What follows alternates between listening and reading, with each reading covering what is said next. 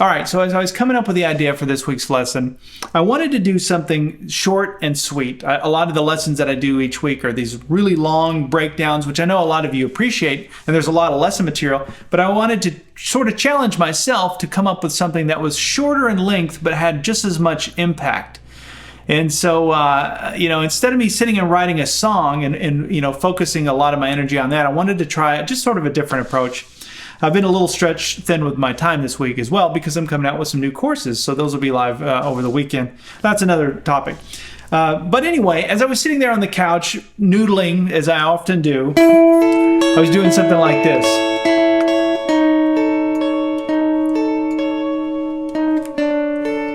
And then I realized, wait a minute, that would be a good idea. There's so much information here. What I'm doing is a line cliche. That's what it's called. I actually didn't know the name of this. One of the site members, one of you left a comment on a recent video I did where I did that. But there's this really cool thing you can do. We're going to take a look at an A chord using the D shape. Now this is the D shape out of Caged. Think of your D chord from first position. Play it up here where your middle finger is on the 9th fret. And your index finger is in the 9th fret. So we're going to play this A chord up here. And the idea behind this is when you're playing a triad like this, you're keeping 2 of the notes. So a triad is just a chord with 3 notes in it, but you're keeping 2 of the notes and you're moving 1 of the notes. You're moving it up or you're moving it down. So there's this kind of flow that's happening within the chord. And it's the coolest thing, and there's so many ideas we're going to get out of just this one shape. But here's the first one. So make your D chord shape up here, and then we're going to play, so that's 3, 2, 1. And you can play whatever pattern. In fact, I've got a tab for premium members that's got a little simple composition that's taking these principles here. But here's the gist of it. You take your index finger and you move it down 1. But you leave these 2. You leave strings 1 and 2, and you move string 3, and then you move it again. And then you move it back into position. Now I know that that's a stretch, but you can do this. My fingers are short, so you can do it. Now that's taking the 3rd string and moving the 3rd string down towards the head of the guitar. What is the 3rd string in this chord? This is the kind of the little bit of theory. It's simple though. So when we're looking at this triad, you have the 3 intervals of the major scale. You have the 1, the 3, and the 5. Those are 3 intervals. You take the major scale and you play the 1, 3, and the 5, and you have your major chord. So the 1, if we're looking at this shape, is on the 2nd string. That's the tip of the triangle. You can always remember that now. If you're playing this D shape, whatever that note is, that's the name of the chord. So that's your 1. The 3 is on the 1st string, and the 5 is on the 3rd string. So 1, 3, 5. So what I'm doing then is I'm moving the 5th interval, I'm moving it down while I'm keeping the 1 and the 3 in place. So that's one little idea. And when you would use that would be if you're hanging out on a chord for an extended period of time, you can use something like this as just a way to kind of create some movement within the chord. So instead of me just strumming an A chord over and over and over again, this might be something I would try. It depends on the context of the song, but that's one idea. Now here's another idea. This is where this gets cool. We're going to take this same shape and we're going to take the same string, in fact. So that 3rd string, we're going to create movement, but instead of going this direction, we're going to go this direction towards the body of the guitar. So now watch this. Ooh.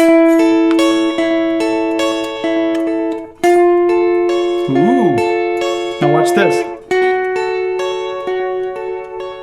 Keep going. So when you hear that progression, you're hearing tension. And that tension needs to release somewhere. Where would be the natural place to go after that? Now my ear is telling me this. See, that's a nice resolve. What is that? That's the 4 chord. I just went from the A to the D. So think of that as a progression to get you from your 1 chord to your 4 chord.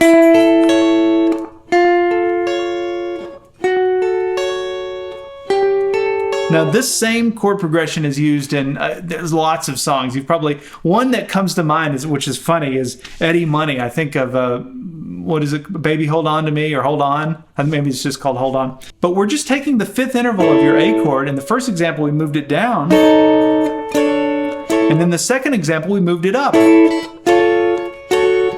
Now notice I had to reposition my fingers a little bit there. I don't want to get into all the technical stuff of that. You can work that out. Or if you're a premium member, you'll have access to the extra material where I show you how to do that. But that's the idea of it, is taking a chord and creating movement within the chord by moving one of the notes. Now let's take a look at this. There's more to this story. So we can take that same shape then, which is, again, we're using the D shape but playing our A chord. And now we're going to go to the second string. Now remember, that's our first interval. So watch this. This is cool. We can move this direction. Now you can't really move this way and do anything meaningful with the first interval, but you can go this way. So watch this.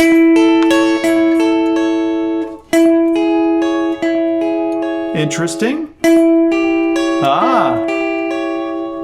And that's wanting to go somewhere, right? There's more tension. You can hear the tension. Where's it going? You can hear it. Here it is. You know what that chord is? It's the same chord. It's the 4 chord. So that's another way of getting from the 1 chord to the 4 chord. What's interesting is when I'm doing this, and by the way, I'm holding the 1 and the 3 strings down. So that would be the 5th and the 3rd interval. Those stay the same. The only string that's moving, and it's going like this. Just walking down. While the other 2 notes stay the same. What's interesting to me is both of these examples are going from the 1 chord to the 4 chord, but the previous example, there were 3 steps to get there. So you had 1, 2, 3, and then the 4 chord. In the second example, you only had 2 steps to get there. You had the chord, and then you had step 1, step 2, and then the 4 chord.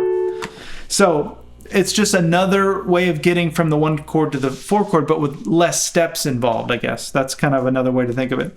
So what else can we do with this little shape? Well, now the logical next question is, can we move the first string, which would be our 3rd interval? Well, if we go up 1 step this way, listen. Now I've created a sus4 chord. So that would be a chord that you hear all the time when you're hanging out on a chord, hanging out on the A chord. This kind of thing, little embellishment around that chord. So that's a sus4. If I go down 2 frets this way, now I know I skipped 1, but there's a reason for that. But if I go down 2 frets this way with the first string, that's a sus2. So now you've got A sus4, down to an A sus2. Now that sounds like a song that you probably know, but I'm not going to say it for copyright reasons. But anyway, you see where I'm going with that. So I'm moving just the first string, but I'm keeping these 2 notes, strings 2 and 3. I'm keeping those notes. The other thing to point out about this first string is if I go down 1 fret this direction, I've just created the minor chord. So now that's my A major chord. And remember, a minor chord is just taking your 3rd interval and flatting it. That's all a minor chord is. 1, flat, 3, 5. So to flat it on the guitar, you just go down 1 fret. So that means that this is an A minor, using the D minor shape, but that's an A minor chord. So A major, A minor.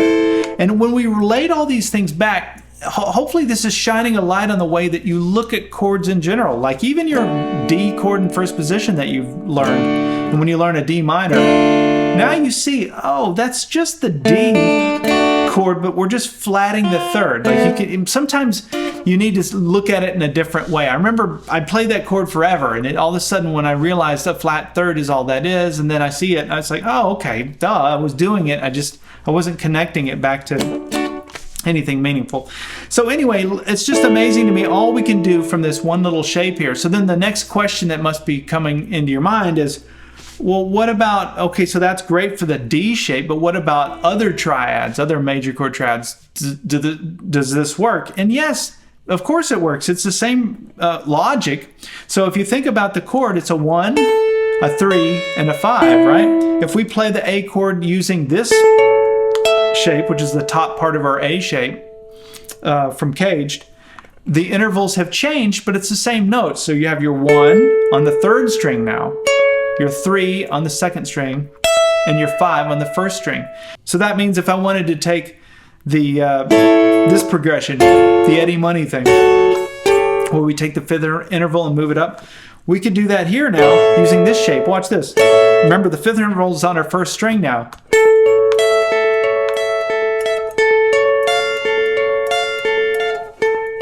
Right? Same principle. You're just keeping the other 2 notes while you move 1, and it's creating movement within that chord. Same would be true then of your other A triad using, now I'm using the top part of your E shape. And again, these triads that I'm showing you, I'm just using the top 3 strings of the guitar just to make it easy. You know, obviously you have triads all over the place, but when we're talking about major chords on the top 3 strings, there's really these 3 positions. These are the main ones. So that would be your E shape. Same kind of deal. This time the interval, same notes, but the intervals have changed again. So now the 3rd string is the 3rd interval. So that's your 3. The 2nd string is your 5th interval, and the 1st string is your 1st interval. So now you've got. You can do all the same kind of things using, you know, obviously just using a different chord shape. But that's the general idea of taking a major chord and creating movement by moving just one of the notes but keeping the other 2. All right, so that's great for major chords. Everything we just looked at were major triads. But what about minor chords or minor triads? Can you create movement within a minor chord? Can you create a line cliche within that and within a minor chord? And you can use the same thing. In fact, if we go back to our starting point using this D shape here, remember this is an A chord using the D shape, but if we made that an A minor chord, and I showed you how to do that by flatting the 3rd, we can take any of those same movements that we created with the major chord and apply them here. So we can just now, let's hold down the 1st string and the 2nd string, but we'll move the 3rd string.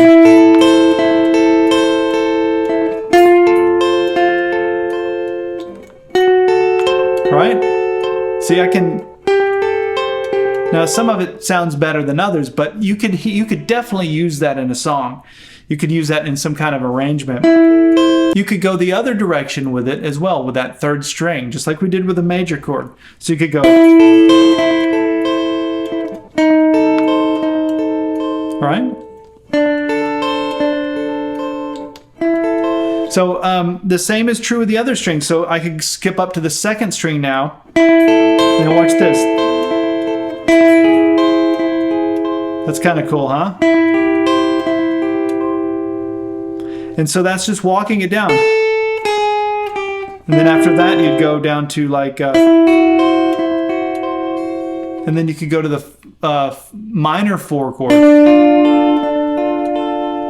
Right? And then to the 5 chord. So listen to that little arrangement there. I mean, obviously there's not much to it. Now what if I put my pick down and just created a little arrangement with that? I mean, I could just wing it here off the top of my head. I could do a little finger style thing where I'm using my thumb to hit that open A string underneath that A minor chord. Right? It almost sounds like a, I don't know, some kind of almost like an old classical thing. And then I can come to the 4 chord, minor.